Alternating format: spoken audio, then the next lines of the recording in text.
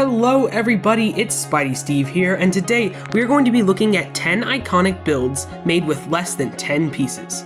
More or less.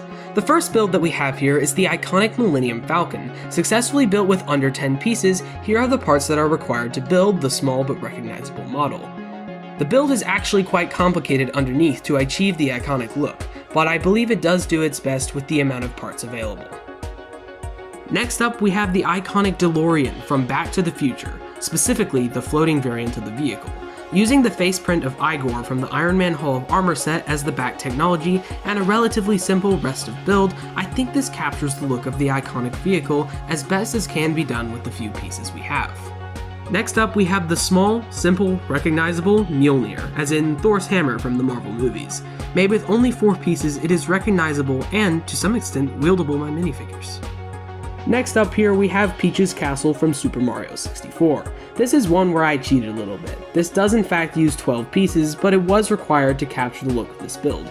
It uses some nice bending finger pieces and a piece from the Piece of the Resistance from the Lego Movie, what a tongue twister, as part of the iconic red roof.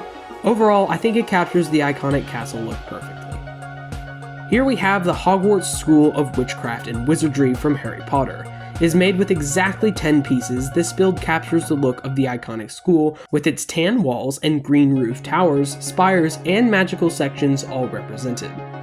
Next up, we have a modification to the LEGO Dimensions TARDIS mini build. My brother made a design to make the iconic box more accurate and less piece intensive. Overall, it captures the looks of the box perfectly, and the printed parts used from the LEGO Dimensions set don't actually go for that much on Bricklink, so if you're a fan of the Doctor and his time-traveling adventures, I recommend you buy those pieces and make this model.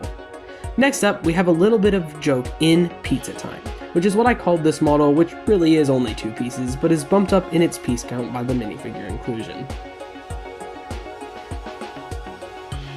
Here we have the iconic Loop-de-Loop from Sonic the Hedgehog's Green Hill Zone. Admittedly, the worst executed build of the bunch. This is the best that I can do with the piece count, although a larger model with more detailed pieces would very much improve this build. Before we get into my absolute favorite of the bunch, we have a little joke. This absolute monstrosity was built by my little brother and has meant to be Kermit the Frog sitting on a log playing his banjo. You can try to build this if you want, but I think it uses some fake Lego parts, so I hope you're able to get this image out of your head. Last but not least, we have the iconic Eye of Sauron from The Lord of the Rings. With a 10-piece piece count, this build I think successfully captured the look of the iconic character. It has a good bit of nice part usage with the megaphone in the body, the minifigure head at the base, and the complicated snout build for his face. Overall, this is my favorite build of the bunch. Leave a like on this video if you want me to make a sequel. I have some more ideas. Thanks for watching, I will see you next time.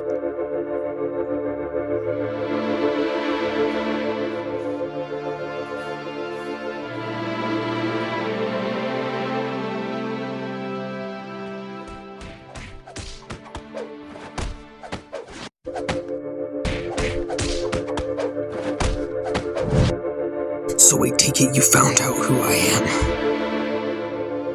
Oh, of course, you're recognizable.